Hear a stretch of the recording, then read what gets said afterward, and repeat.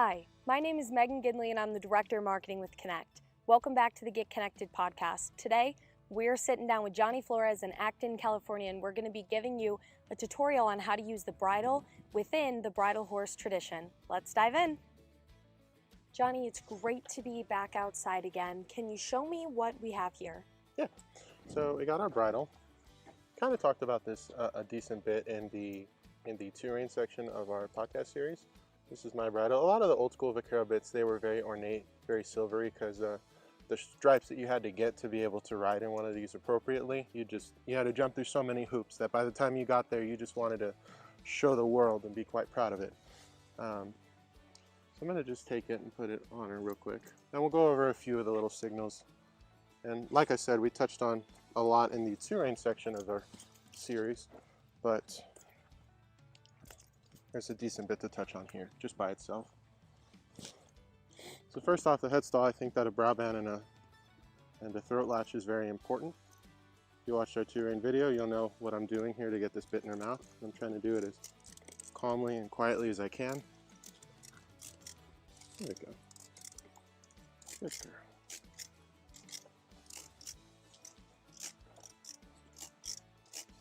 There we go. And that little playing with that roller thing. That's roller, a good sound, right? Yes, it kind of takes an edge off the horse, lets him chill out a little bit. You know, sort of. A lot of horses that they'll carry tension in their poll, and they'll make it difficult to ride and maneuver and manipulate them. And by having them be able to kind of chew on that, it just calms them down and releases tension up there. Sort of like when a baseball player chews tobacco, like the pitchers, they chew tobacco, or right. Nowadays they'll chew like gum or nicotine pouches or whatever. And it also strengthens the tongue so that she can like take hold of the bit. We want her to hold the bit. She'll feel it much better. It's the same reason why in jeans you'll feel your phone vibrate rather than in big old baggy sweats.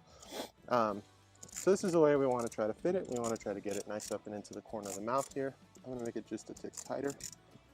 Some people say wrinkles, but you know, mouth conformation differs too much to make a hard, fast rule. We didn't really touch all too much on the reins here. I like to have nice springy reins. They are braided with leather, but the core is rawhide and there's some spring to that. And we want that so that it kind of carries itself. It's not dead weight flopping around. These little buttons here, back in the olden days, it was a point of pride to decorate your reins with pretty big buttons. But nowadays, it'll usually, you see here when we're neck reining our horses, it's more overt. They'll feel this way more than just a simple rein laying there. Mm-hmm. And it also serves to protect the body of the rein a little bit. It's much easier to cut off a button and retie it than it is to redo a whole set of reins. I can tell you from experience, it's quite a bit easier. And we got our rein chains. Like I said in the previous video, you know, it's more of a signal thing. It's not to keep your reins dry. But there's all these different lengths that you can choose, different weights. I like the old school Chatterer ones, and I cut them down about 11 inches. But that's just my preference, and I encourage people, if they're going to be trying this style of bridling, get a long set of reins and chop them down and kind of figure out what you like before investing in a really nice custom pair from a certain maker. But yeah, that's our bridle. So this slobber here, it may look gross, and it kind of is, but that's a really good sign that she's keeping her mouth lubricated, her mouth is soft. A lot of these old school vaquero style bits, they'll be made with a low grade steel, commonly called sweet iron, that just tastes really good to the horse and helps to stimulate the saliva to really just preserve their lightness as much as we can. All right, Johnny, before we dive into the full tutorial, how do you know that your horse is taking to the bridle training method? So very similar to like going from the hackamore to the two-rein, going from the two-rein to the bridle. You start to notice because your horse is becoming competent with the tack that they're using. Just like with the hackamore to the two-rein, right? You get to the two-rein when you can ride pretty much one-handed competently. You don't have to pull very much. You can lighten up as you lighten up the tack and all that. Everything gets more refined. You can tell in the two-rein because you can do these refined cues out of the bridle and you'll start to get a response. And I think a common problem that a lot of people will run into that'll hinder their success with the two-rein is just staying here pulling with two reins at the same time. But the two-rein is supposed to be a transfer of knowledge, and we're supposed to keep in mind our goal. And loosening up those mecates and just keeping them there to help the horse and pick at the reins when they need it, just to show the answer, so to speak, but really trying to ride in our bridle and always remembering the goal.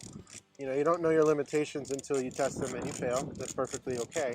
But doing that now and again, every couple weeks or so, every 5, 6, 10 days, give your horse a little bit of a test, and try to see if they're really coming to and listen.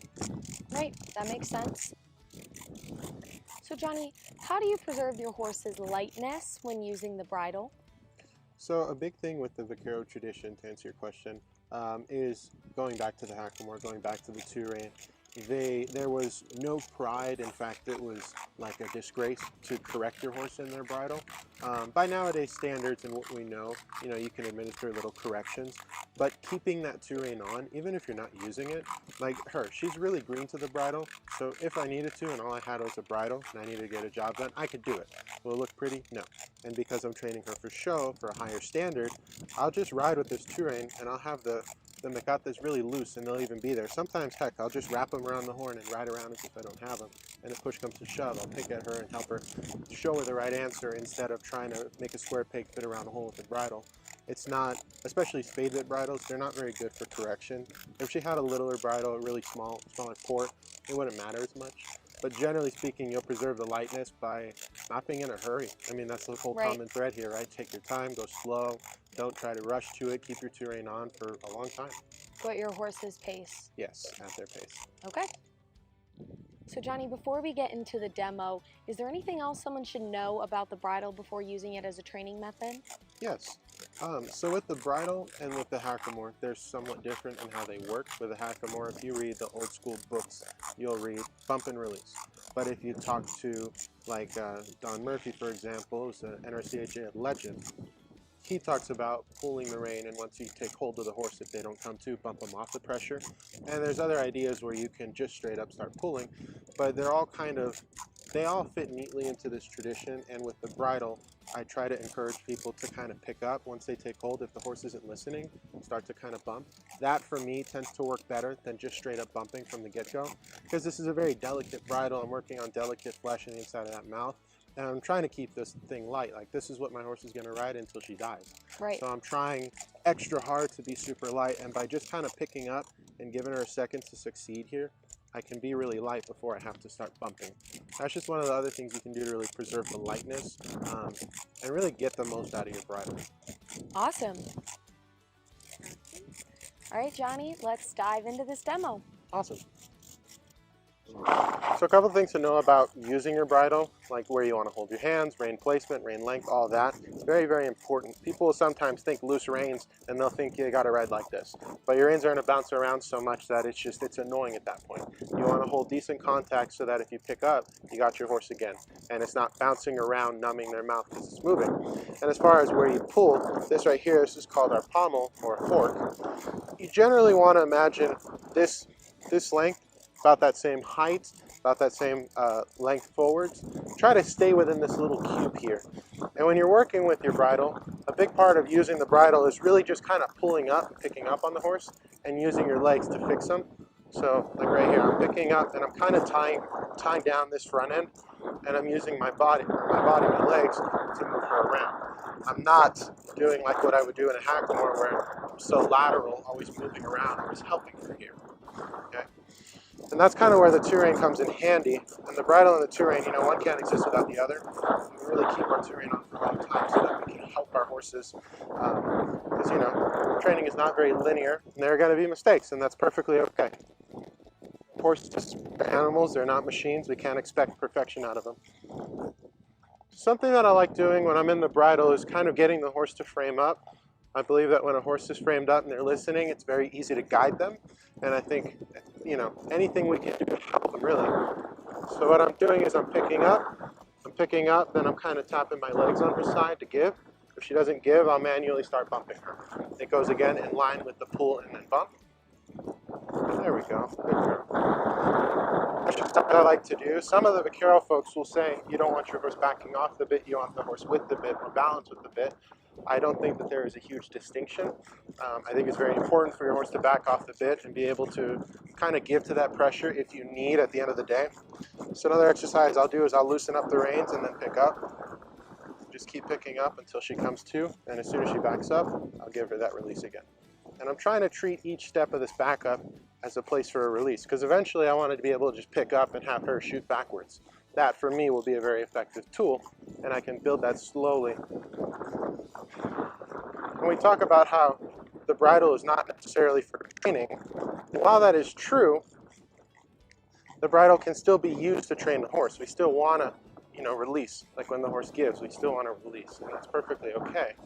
But I'm going to kind of spin here. Because she's green to the bridle, she's still working out the kinks on her spins and a couple of her more flashy maneuvers. So you'll see me kind of use my 2-rein to help her as she's green to the bridle. So I'm laying the neck rein, I'm using my right here, right hand. You can see I'm kind of telling her, hey, you got to look that way for your spin. You got to look that way so we can get the dark picker.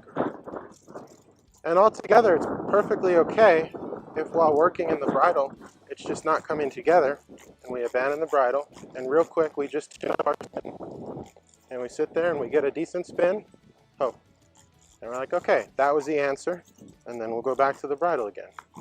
Maybe this time I'll put just a hair more of the 2-rein on to really help her, maybe tighten up my rein so I can keep hold of her better. And this time, we'll get a better spin. And my reins, I'm pulling more with my reins. There's about 60-70% rein, about maybe 30-20% of this mecate. So again, the bridle is not about riding and training this horse. It's kind of riding the product that you have. And that's why it's so important to never really abandon this 2-rein. There are old vaqueros that never ever abandoned the 2-rein. They rode it till the horse died, so that if there was a mess up, they could fix their horse and they could help them.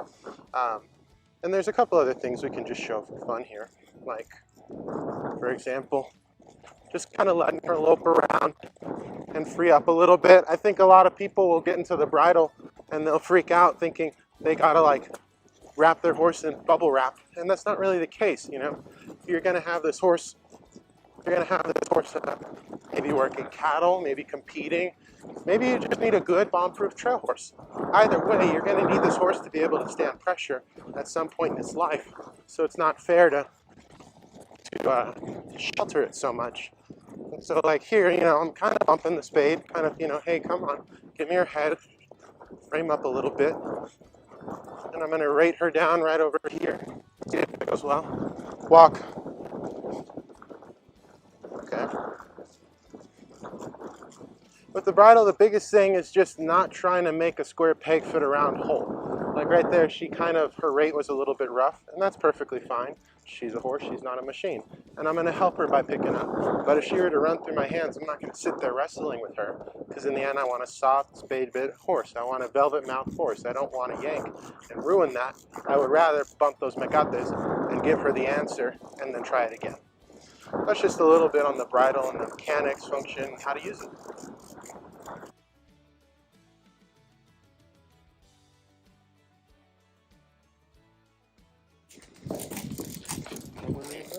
You almost just ran into me. I did, yeah. Yeah.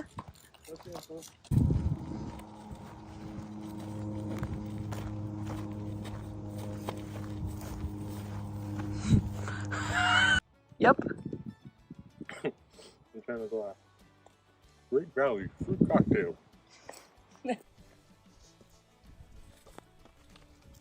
Okay, I quit. You know that? I'm bad will.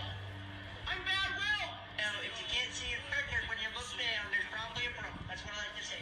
Sorry for cussing, but I'm just going to let you know.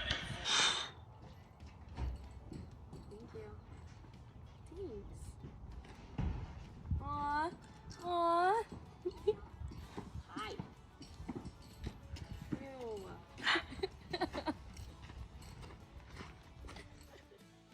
Thanks for watching another Get Connected podcast. Make sure you stay tuned to our Facebook page and our YouTube channel for more. Have a great week.